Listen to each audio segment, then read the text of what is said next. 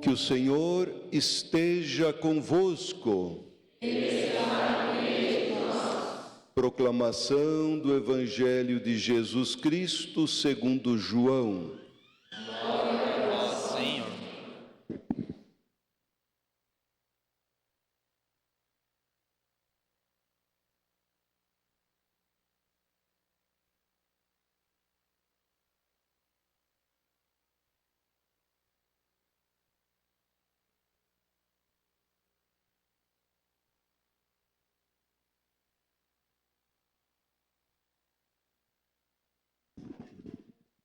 Naquele tempo, Jesus foi para o outro lado do mar da Galileia, também chamado de Tiberíades. Uma grande multidão o seguia, porque via os sinais que ele operava a favor dos doentes. Jesus subiu ao monte e sentou-se aí com os seus discípulos. Estava próxima a Páscoa, a festa dos judeus. Levantando os olhos e vendo uma grande multidão, estava vindo ao seu encontro, Jesus disse a Filipe: onde vamos comprar pão para que todos eles possam comer? Disse isso para pô-lo à prova, pois ele mesmo sabia muito bem o que iria fazer. Filipe respondeu: nem 200 moedas de prata bastariam para dar um pedaço de pão para cada um. Um dos discípulos, André, o irmão de Simão Pedro, disse: está aqui um menino com 5 pães de cevada e 2 peixes. Mas o que é isso para tanta gente? Jesus disse: fazei sentar as pessoas. Havia muita relva naquele lugar, e lá se sentaram aproximadamente 5.000 homens. Jesus tomou os pães, deu graças e distribuiu-os aos que estavam sentados, tanto quanto queriam. E fez o mesmo com os peixes. Quando todos ficaram satisfeitos, Jesus disse aos discípulos: recolhei os pedaços que sobraram, para que nada se perca. Recolheram os pedaços e encheram 12 cestos com a sobra dos 5 pães deixados pelos que haviam comido. Vendo o sinal que Jesus tinha realizado, aqueles homens exclamavam: este é verdadeiramente o profeta, aquele que deve vir ao mundo. Mas quando notou que estavam querendo levá-lo para proclamá-lo rei, Jesus retirou-se de novo, sozinho, para o monte. Palavra da salvação. Glória a vós, Senhor. Podemos sentar.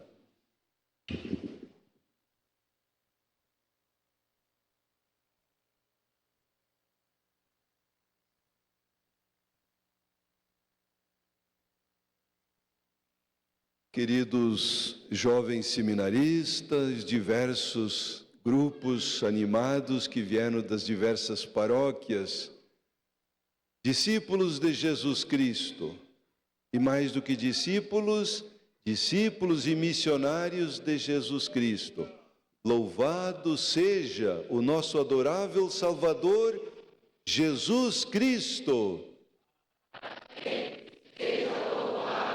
Sim, para sempre seja louvado.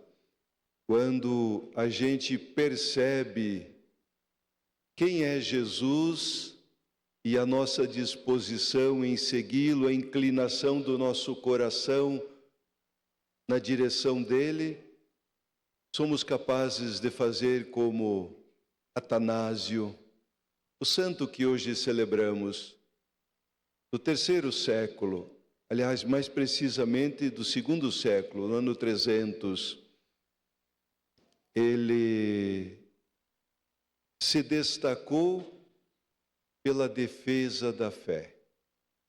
Alguém que desde jovem percebeu quem era Jesus. E naquele tempo surgiu também uma corrente de pessoas que defendiam que Jesus era apenas filho de Maria e de José, um grande profeta, isto sim, mas não filho de Deus. E aí a grande discussão. O creio, como nós rezamos hoje, foram mais de 3 séculos para ser elaborado. Quanto debate, quanta reunião. E o Atanásio combatia os chamados arianos, seguidores de um tal de Ários. Foi exilado, foi perseguido, expulso, preso por muito tempo, mas jamais arredou pé da sua fé. Tinha convicção de em quem ele tinha acreditado. Às vezes, mesmo eu como bispo me pergunto, será que eu teria coragem, ou a coragem que o Atanásio teve? Quase parecida com a de Jesus. Enfrentou tudo, até o martírio, a cruz, mas não renegou o seu projeto de vida, a razão pela qual ele veio, a obediência a Deus Pai. Isto são valores que para nós cristãos a gente não pode negociar. Muitas coisas a gente pode negociar, trocar, acertar. Mas quando vai para o lado do divino, não, aí não tem negócio, porque senão nós perdemos a nossa identidade. Esquecemos quem nós somos. E se abandonamos a nossa identidade de fé, ficamos que nem uma barata tonta, correndo para tudo que é lado, correndo atrás de coisas, infeliz, insatisfeito, magoado, ressentido e sem saber para onde ir.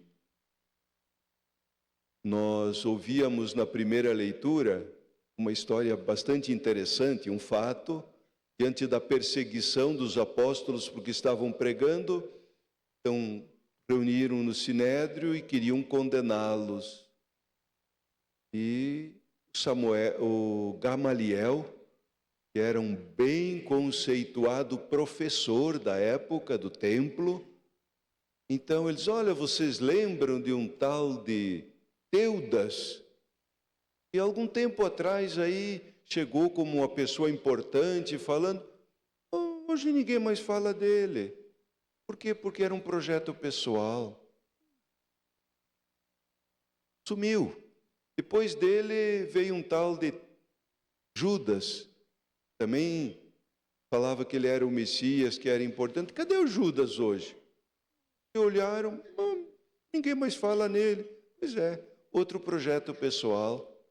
Projeto pessoal dura pouco, desaparece. E aí diz o Gamaliel, veja bem esses jovens, se o que eles estão anunciando é um projeto pessoal, não se preocupem, daqui uns dias mais ninguém mais vai falar neles. Quanto tempo se passou de lá para cá? 2000 anos, né? Era um projeto pessoal ou não? Não, era o projeto de Deus. E o Gamaliel até alertou, porque olha, se não for projeto pessoal, nós vamos querer brigar contra Deus. E aí nós não vamos ter chance. Uma luta contra Deus não vai dar certo. Eles liberaram os apóstolos, açoitaram, e eles foram açoitados e saíram felizes. E por que eles saíram felizes? Dignos de sofrer por causa de Jesus. Sofrer por causa de Jesus era a alegria deles. Sofrer como o Mestre sofreu, perseguição. No Evangelho, este Evangelho é verdadeiramente uma obra literária. Multiplicação dos pães e dos peixes. Como é que vamos dar de comer para toda essa gente? Olha o que a gente tem aqui. 5 pães e 2 peixes, mas isso é uma palitada. E aí o que faltou, Deus completou. Temos ainda fome sobre a face da terra? Temos, e como temos em alguns países. Mas e por que Deus não completa? Porque não está faltando comida na face da terra. Se tivesse faltando comida na face da terra, Deus completaria. Mas o que está faltando? Alguém que coloque 5 pães e os 2 peixes a serviço. Ou seja, a generosidade. Tem comida o suficiente para toda a população da terra, só que está estocada. E o bolso de muitos não chegam até onde está a comida. É uma triste realidade. Se investe milhões em armas, milhões em guerra. 1/4 disso seria suficiente para todo mundo comer. Vocês lembram que no forte da pandemia, teve uma das primeiras, acho que a primeira viagem espacial, aquele passeio espacial. Só o que se gastou com aquele passeio espacial, dava para ter comprado vacina para toda a África. Quanta gente teria sido salva. Então, por isso, é importante nós perceber quem nós somos, quem é a nossa identidade, qual é o Deus que nós acreditamos. Porque quer queiramos, quer não, todos nós copiamos modelos. Quando você pega a foto de um artista e coloca, pendura lá no seu quarto, aquele artista é um modelo. Na igreja nós colocamos os santos nos lugares bem visíveis, por quê? Porque eles são modelos. Nas nossas casas, no nosso quarto, o que tem pendurado? O que nós colocamos lá como modelos? Antigamente se estimulava a ler muita história dos santos e a gente se encantava com a história e o heroísmo dos santos. Hoje quase que nós perdemos este saudável hábito cristão, católico, a história dos santos.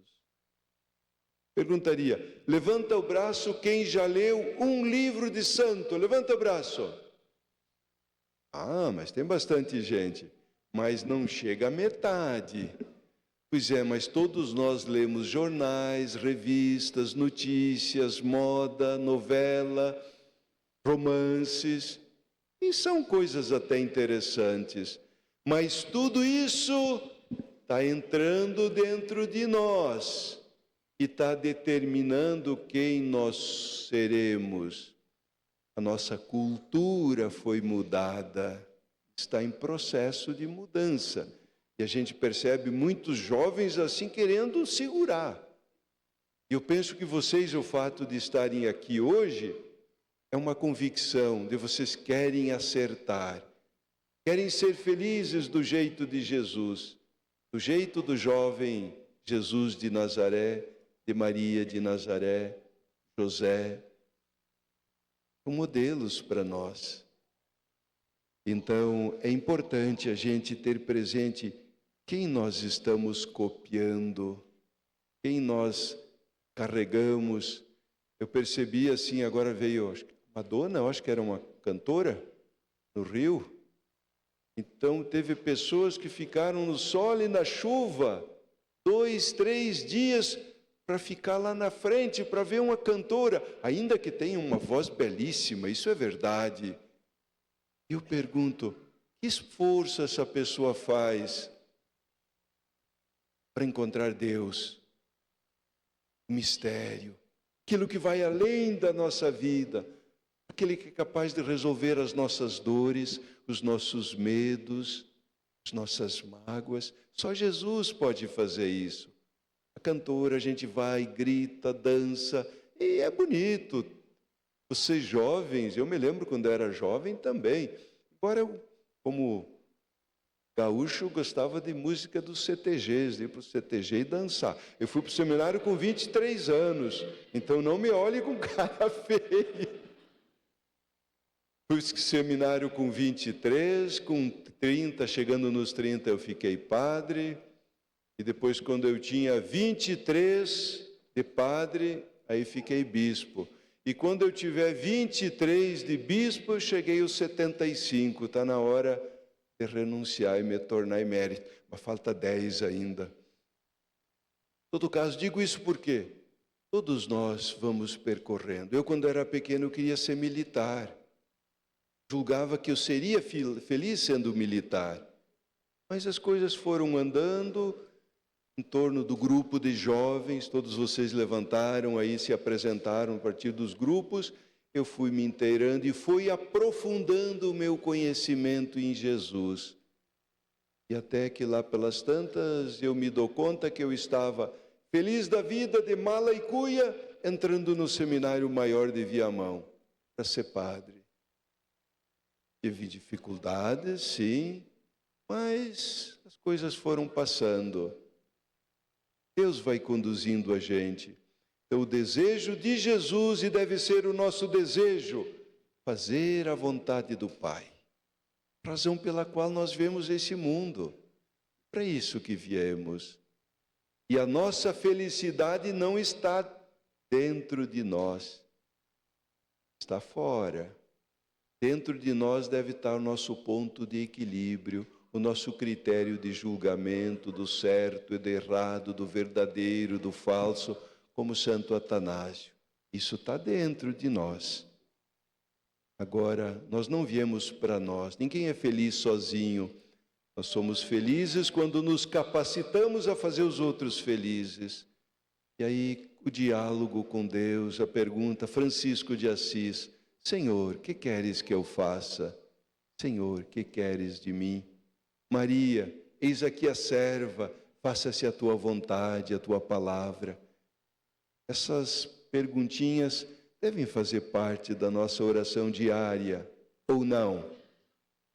Certamente, se a gente quer acertar, e como Jesus, como Maria, como Atanásio e tantos outros santos e santas dos tempos passados e do nosso tempo, precisam sim fazer parte do nosso dia a dia.